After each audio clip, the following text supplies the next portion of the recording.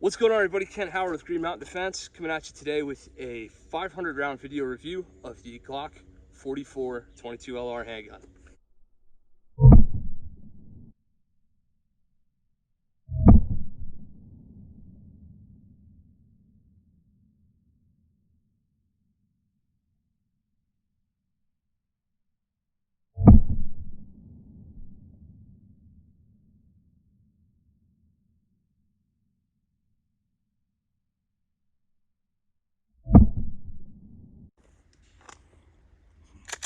Let's shoot it limp-wristed, safely.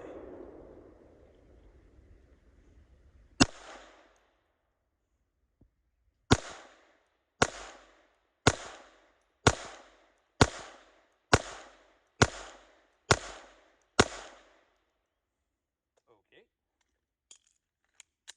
Shoot it limp-wristed, support hand, safely.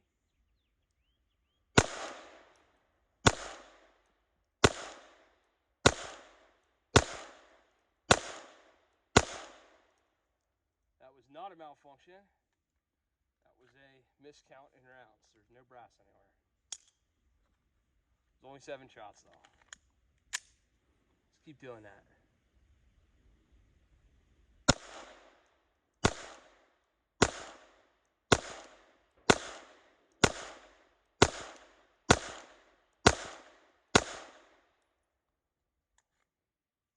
Okay. Let's invert the gun, homeboy style. This gets a lot of guns to fail.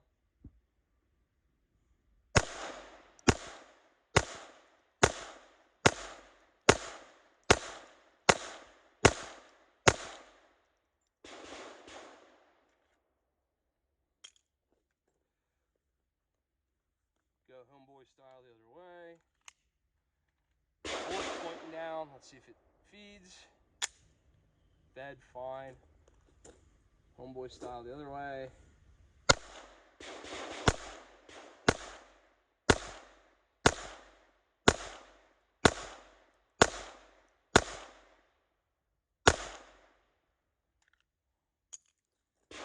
Running out of ways to make it fail, to be honest with you. Let's fire it with a compromised grip, right-handed.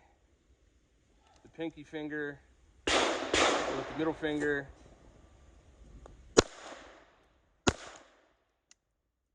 There we go.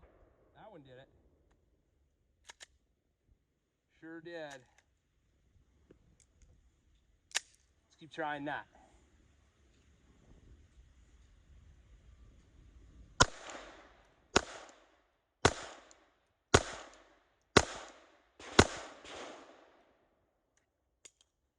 There you go. We're going to do a G44, a little miniature burn down here. See if we can get it hot.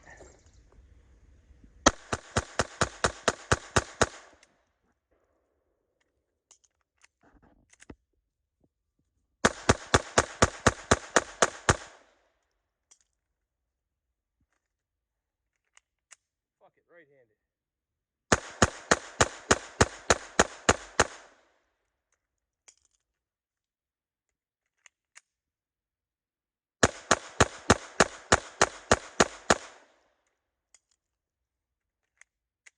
We can make it malfunction.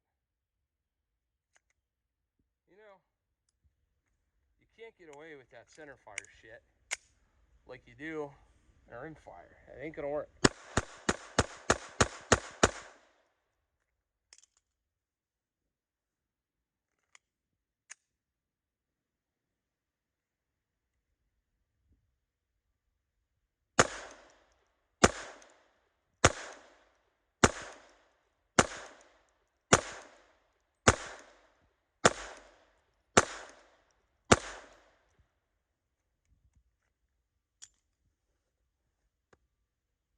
Well, there you go. Downrange. Downrange.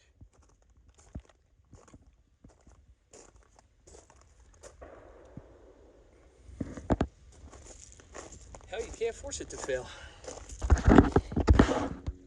All right, so 500 rounds of cheap shit Federal American Eagle, 22 LR ammo, a Glock 44, 6 of these mags, 2 handguns actually. You'll see the second one in the thumbnail picture. But one of my longtime students of privates and group classes, who shall remain nameless, was nice enough to purchase a second one of these for his collection. Excuse the gunfire, we are out of range, duh. And he said, hey dude, you want to review this gun? And yeah, of course I do. So Jim and I did a full training session today. Did all kinds of drills with the G44. This gun was simply cleaned here at the range on the spot. Punched the bore a couple times, lubed it up, and we burned down a bunch of targets with this gun. All I added to it was an X300. So, real quick, reliability 99.9999%. I intentionally tried to make the gun fail by limp wristing and shooting it with my support hand pinky. That's the only way I could get the gun to fail. I inverted the gun with both hands. I shot like this. I shot homeboy style. I couldn't get the gun to fail. I can't stress to you guys enough how impressive it is that a 22 caliber semi-automatic handgun just got through an honest to Christ several hour training session today. I don't own a 22 caliber anything, semi-auto anyway, that'll get through a whole day like this. Even my Henry Golden Boy gets plugged up. This lead American Eagle shit, this stuff's nasty. It's cancer in a box, I swear to God. So, gun's 100% reliable.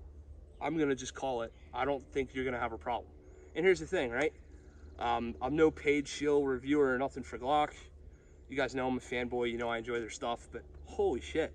For this gun to have all the abuse we put through it and still be okay after one day like that, I'm pretty impressed. Shooting characteristics, 22 is not 9mm, duh. It's a little slower than my 9mm gun as far as the trigger goes, as far as the slide resetting and reciprocating fast enough. I can get into the 17s and 18s on my splits if I try real hard. I was mid-20s with this gun, best I could do. That being said, today I met a couple black belt patch standards with this gun, the 3.2, the one-shot draws, stuff like that. Actually worked pretty well for me. This gun will shoot high, at least it will with American Eagle and the sights that come on it. I use my little adjustment tools to adjust the sights. I was able to get the windage pretty well dialed in, but the elevation kind of went to hell on me. I was hitting that high at 10 yards, which is pretty substantial. That being said, I mean, it's a 22, it's a trainer, right? So all you guys sitting there going, no, why do you need a Glock or a 22 caliber? Man, we just shot 500 rounds for 50 bucks-ish.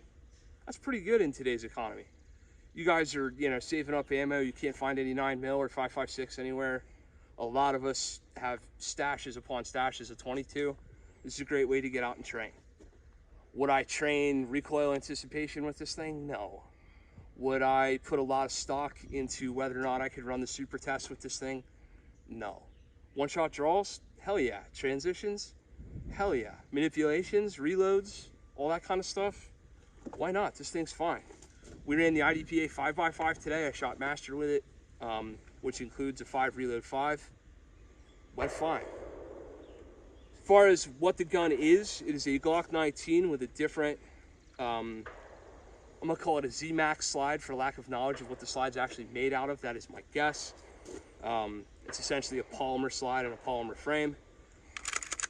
The lower is basically all G19. Should look pretty familiar. The main difference is the locking block and the trigger group appears slightly different as well. You'll notice this thing still has oil on it after 500 rounds. That works out pretty good. This little slide is very light. Comes with a Glock standard dual capture recoil spring. I have no idea what that spring weighs. And we have this little pencil thin barrel that is the only thing in this whole line that's hot right now. But thin little barrel. Comes with standard Glock dovetails for the sights, meaning that you can swap out for anything that'll fit a 9mm Glock. I'm going to tell you right now, you're going to have some trouble with point of aim to point of impact based on what I had going on with these sights. I would suggest getting the lowest set of sights that you possibly can. So lowest rear and lowest front sight you can find for it. Of course, I'm manipulating the gun on camera, so I'm gonna fuck it up. There we go. Gun shifts with 2 of these 10-round magazines, which are essentially the same thickness as a G19. Instead, you have these little 22 spring assists right here. Comes with your standard Glock accessory kit, little punch, a bore brush, all that kind of stuff. So that's very nice. MSRP on these guns right about $400, $399.99 I think from Glock. Mag release is swappable, just like on any of the other Glock handguns. And of course, you have an ambidextrous slide release, just like on any of the other Glock handguns. So this is essentially a Generation 5 Glock 19 in 22 caliber. Who doesn't love that, right? So I'm gonna let you guys check out the video footage of us shooting it, and we'll get back and finish it up.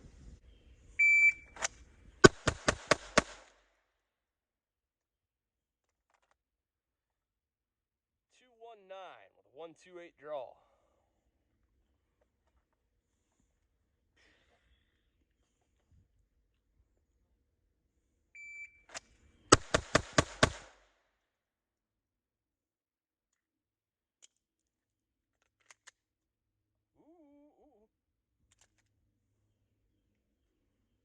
That was my fault.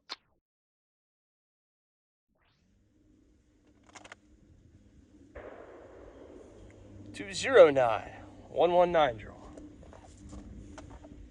Like to get this sub 2 seconds sometime today. Actually, it's happened a bunch today, but not on camera.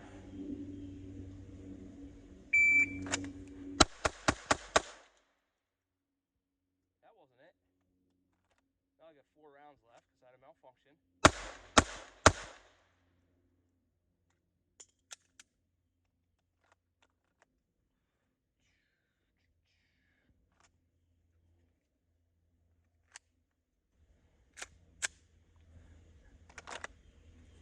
Amazing when a gun with a plastic slide never gets hot. It's kind of interesting.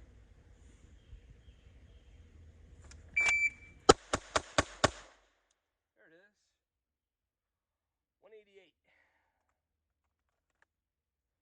We can do another one of that.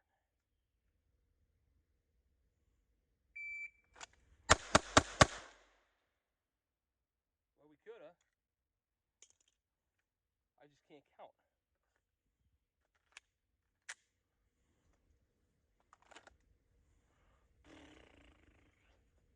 Do do do. Do do do.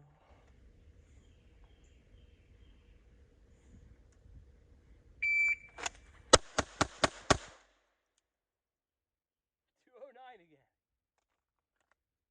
I seem to like 209.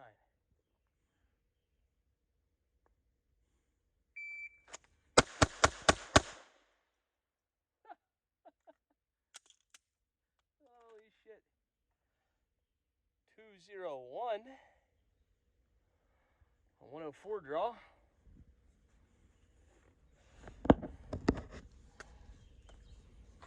Come on, MSP black belt patch standards. Gotta beat that 2 second mark.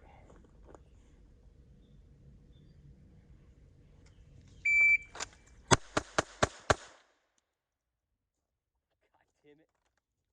201 again.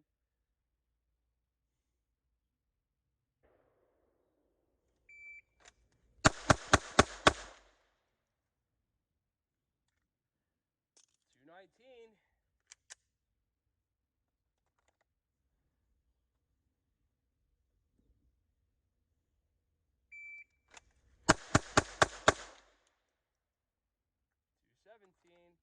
Got one more chance.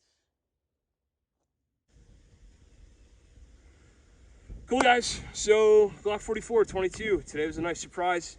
Thank you to the man holding the camera. I had no idea he's going to do this for me and help me out in this way to let me review this gun. So you guys get some extra content on the channel. If you're enjoying what we put out, like, favorite, subscribe, and share. www.greenmountaindefense.com.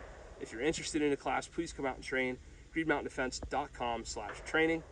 Hosting some big name instructors these days. Really enjoying that. Just enjoyed having Bill Rapier out.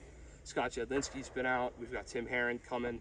All really good stuff. GreenMountainDefense.com/training is where you can find all that information. Also, TJ and I are still running the Sling and Lead podcast every Tuesday night at 9:30 Eastern. So we're really happy to be bringing out good firearms content via podcast. So Apple, iTunes, Stitcher, Spreaker, Podbeam, all the places that good podcasts are served. I'm Kent Hauer, Green Mountain Defense. See ya. Thanks, man.